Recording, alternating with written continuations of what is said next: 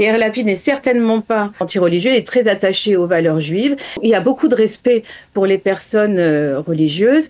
Et justement, c'est au nom de ces valeurs juives qu'il se bat pour mettre la libération des otages en priorité. Nous avons le plaisir d'être en ligne avec Karine Dana. Bonjour Karine et merci d'être avec nous ce matin. C'est notre premier entretien, on va dire. Vous êtes la responsable du département francophone, on va dire, au sein du parti Yesh Atid, le parti de Yair Lapid. Merci d'intervenir ce matin. Nous vous avons sollicité en particulier parce qu'on voulait avoir votre réaction à certaines déclarations de Yair Lapid. Il faut dire que ces derniers temps, Yair Lapid nous donne l'occasion de susciter de nombreuses réactions. Et là, il a provoqué une sorte on va dire, de tollé quasi général en ayant des propos, on va dire, un peu sexistes, il faut bien l'avouer, en direction de la ministre Orit Strug, ministre du parti sioniste religieux, en disant dans un podcast, lorsque je regarde Orit Strug, et le simple fait de regarder Orit Strug, c'est déjà une sorte d'exploit, ça mériterait d'être félicité. Donc c'est une déclaration qui a suscité beaucoup de réactions. Est-ce que vous, en tant que femme et en tant que militante au sein du parti Yesh Atid, vous trouvez nécessaire, vous pensez que c'est important de condamner ce genre de propos ? Alors, en tant que femme au sein du parti, ce que je peux dire, c'est qu'on ne peut pas du tout accuser Yair Lapid d'être misogyne ou quoi. Il a toujours accordé une grande importance à la place des femmes au sein du parti et on le voit par ses actes. Le Yesh Atid est un parti, un des partis où il y a le plus de femmes et à des postes clés aussi. Ça, c'est une certitude. Maintenant, c'est vrai que sorti du contexte comme ça, et puis sûrement que j'avoue que la formule est sûrement mal interprétable et même maladroite, mais il faut remettre les choses un petit peu dans le contexte. Et puis d'ailleurs, Yair Lapid s'en est expliqué. Il a précisé qu'il ne s'attaquait certainement pas à son physique ou à sa condition de femme ou quoi que ce soit, mais à ses positions, à ses propos et ses positions idéologiques, et notamment récemment à ses positions par rapport au sort des otages qu'elle met, on va dire, en retrait, en second-plan, voilà. Et enfin, ce que je voudrais vraiment expliquer au niveau du contexte, c'est que cela est choquant, bien au-delà de tout ce qu'on pourrait, je ne sais pas vous en particulier, mais enfin en général, tout ce que le public pourrait penser. C'est vraiment... et puis d'ailleurs là, si on parle aussi, parce que j'ai lu les réactions par rapport à ce propos, qu'on accuse à nouveau Yair Lapid d'être soi-disant anti-religieux, tout ça. Donc je voudrais aussi profiter de l'occasion. Dans toutes les situations, il y a toujours un côté positif et ça nous permet aussi de clarifier et de discuter des choses. Et Yair Lapid n'est certainement pas il est très attaché anti-religieux, il est très attaché aux valeurs juives et il y a beaucoup de respect pour les personnes religieuses et justement c'est au nom de ces valeurs juives à laquelle il est très attaché qu'il se bat pour mettre la libération des otages en priorité. Et c'est comme si... Mais vous êtes d'accord avec moi que... On était en pleine Shoah, on avait des camps, parce qu'ils sont vraiment dans des conditions de Shoah, les otages, vraiment pas loin. Et pendant ce temps-là, au lieu de considérer cette situation comme une situation d'urgence, on réfléchit à des stratégies, à comment le Hamas va interpréter ci et ça, qu'il faut être plus dur avec lui, tout ça. C'est pas approprié à une situation d'urgence. Toutes ces stratégies sont appropriées et on est entièrement d'accord dans d'autres situations où il y a des incidents et il faut réagir et il faut réfléchir pour ne pas jouer le jeu du Hamas. Mais là, on est dans une situation d'urgence absolue.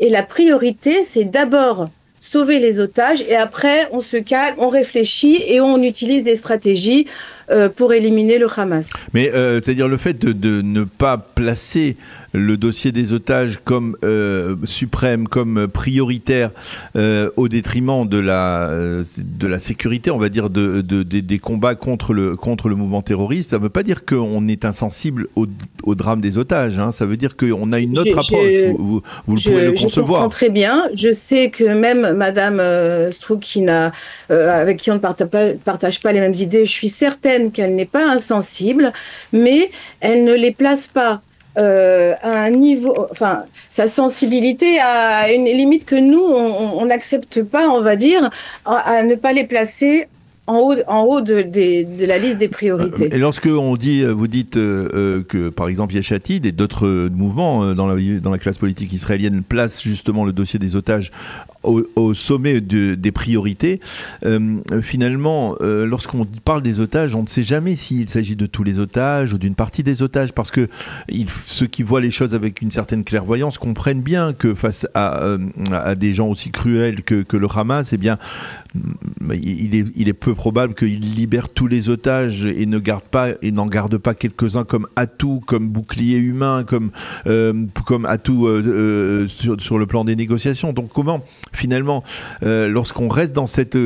comment on fera au bout du compte, lorsque l'on arrivera, il faut l'espérer, à la libération de la quasi-totalité des otages, mais qu'il y en aura encore une dizaine d'otages vivants qui serviront de bouclier au Hamas. Comment on réagira? Comment Yair Lapid réagira à ce moment-là? Sur quoi on devra encore céder pour parvenir à libérer tous ces otages?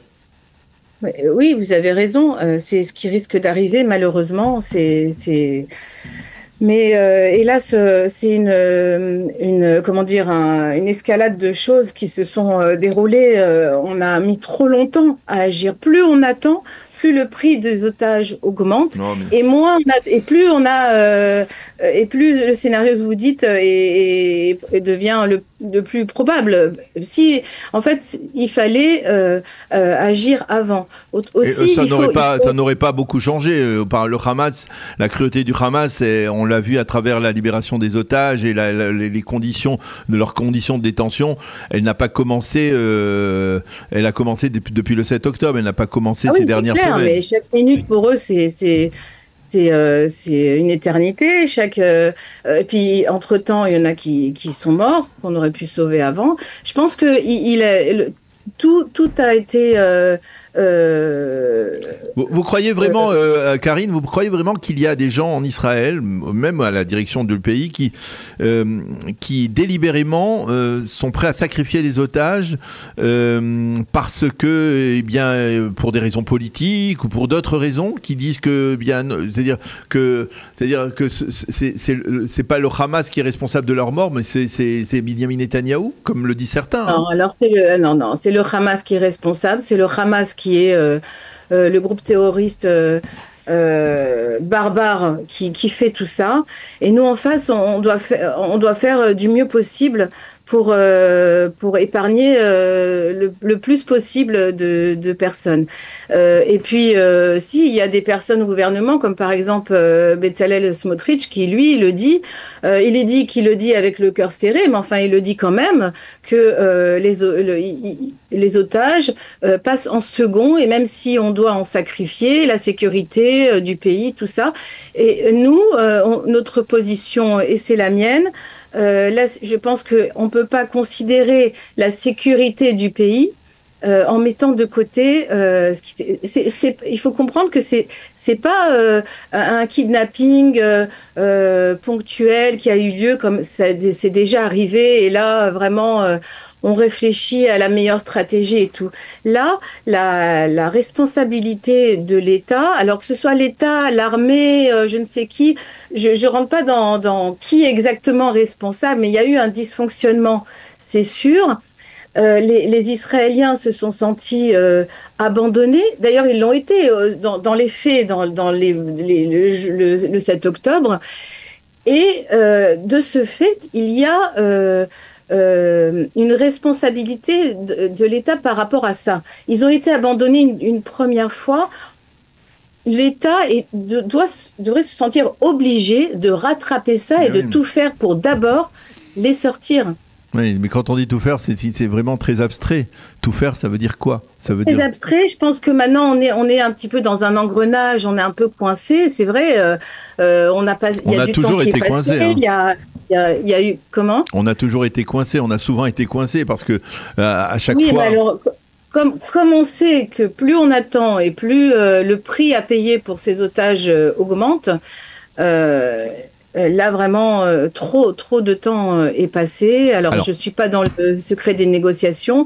Je ne sais pas qu'est-ce qui aurait pu être fait ou pas, mais on sait très bien que des accords ont été refusés depuis longtemps. alors, je voudrais revenir avec vous sur Yair Lapid en particulier, sur votre parti de manière plus spécifique. Est-ce que finalement les déclarations intempestives de Yair Lapid de ces dernières semaines, elles sont pas mues par une sorte de désaveu de la part de l'opinion publique? On voit que le parti Yesh Atid est en baisse dans les sondages, dans tous les sondages. Et on voit, même Lapid lui-même l'a reconnu, hein, je n'ai pas réussi dans la mission qui m'était impartie, à savoir de faire chuter le gouvernement israélien en tant que chef de l'opposition. Il l'a reconnu lui-même. C'est-à-dire, est-ce que finalement, il n'y a pas dans ces déclarations une forme de frustration, ou au contraire, une volonté de dire, de se réaffirmer? Non, je vois pas du tout une frustration. Il continue sa ligne en fait. Il reste droit dans ses positions. Il continue, il agit dans ce sens, il réagit et agit dans ce sens. Euh, et la baisse ponctuelle n'est pas forcément une inquiétude. Même si on parle, vu justement à la suite de cette baisse, on parle d'une alliance possible avec le parti de Benny Gantz qui pourrait être dirigé par Gadi Eisenkot et qui obligerait d'une certaine manière Yair Lapid à se retirer, ou en tout cas ne pas être le personnage dominant dans cette partie de l'échiquier politique. Je pense pas que ce soit un problème. C'est bon, alors ça, on verra si ça se fait ou pas, mais je pense que ça peut être quelque chose de positif. Il y a une fracture avec le mouvement de Yair Golan qui est pas réconciliable, il me semble. Et puis il y a une sorte on va dire, de comportement de sa part, je parle de Yair Golan, qui veut en fait être le personnage de l'opposition. Et donc, Lapid est prêt à étant faire. donné- Ça veut dire que Lapid serait prêt à se mettre sur la touche pour permettre une sorte d'union dans le centre-gauche Alors pas, ah non, justement, alors pas pas vers la gauche, justement, ça c'est hors de question, pas par rapport pas par au rapport à parti Yair Golan. Golan, mais Voilà. plutôt du côté Oui, avec les partis centristes, ça devrait pas poser de problème. c'est un cas de figure qui est en train d'être envisagé au sein de Yesh Atid. Je ne sais pas si c'est envisagé, mais en tout cas, c'est pas en soi, c'est pas un frein, Ok. c'est pas Alors, quelque chose euh, inenvisageable. ok, alors une dernière question. Je voudrais qu'on parle des francophones parce que vous êtes vous-même responsable des francophones de Yesh Atid. Il y en a beaucoup des francophones de Yesh Atid? Alors, il y en a de plus en plus. On est un groupe, on a une page Facebook, on a à peu près 2000. Et puis, on essaye de montrer un petit peu qui on est, les valeurs qu'on véhicule et de casser un peu les préjugés parce que là, j'ai lu des réactions par rapport aux propos dont on parlait de Yair Lapid, et du coup ça a déchaîné un peu les passions, et il y a des tonnes de préjugés qui viennent de propagande assez mensongère. Lapid est anti-ci, anti-ça, anti-religieux, tout ça. Bon, alors ça c'est vraiment quelque chose qui est complètement qui est infondé déjà, qui est faux. Les idées que nous véhiculons sont un attachement très fort aux valeurs juives, à l'identité juive de l'État d'Israël. Et toutes ces accusations sont vraiment infondées. Alors donc si par exemple eh bien on veut en savoir plus sur votre département, le département francophone de Yachtil, comment on fait? Alors, on peut me contacter, moi, directement. On peut nous contacter via la page Facebook. Et puis, on a on a plusieurs groupes WhatsApp aussi qu'on peut intégrer en me contactant, par exemple. Eh bien, merci beaucoup, Karine Dana. Karine... Et moi, puis aussi en contactant le parti, parce que oui, via Yachtil, voilà, il vous renvoie... le parti. Merci beaucoup, Karine, d'avoir été avec nous ce matin, de nous avoir donné un peu votre appréciation sur ce qui s'est, sur ces déclarations d'Yair Lapid et sur ce qui semble se profiler, on va dire, peut-être en perspective d'élections qui n'ont pas, en tout cas, l'impression d'être, donne pas l'impression d'être pour demain, en tout cas. Merci beaucoup d'avoir été avec nous ce matin. Bonne journée. Merci à vous, bonne journée. Voilà.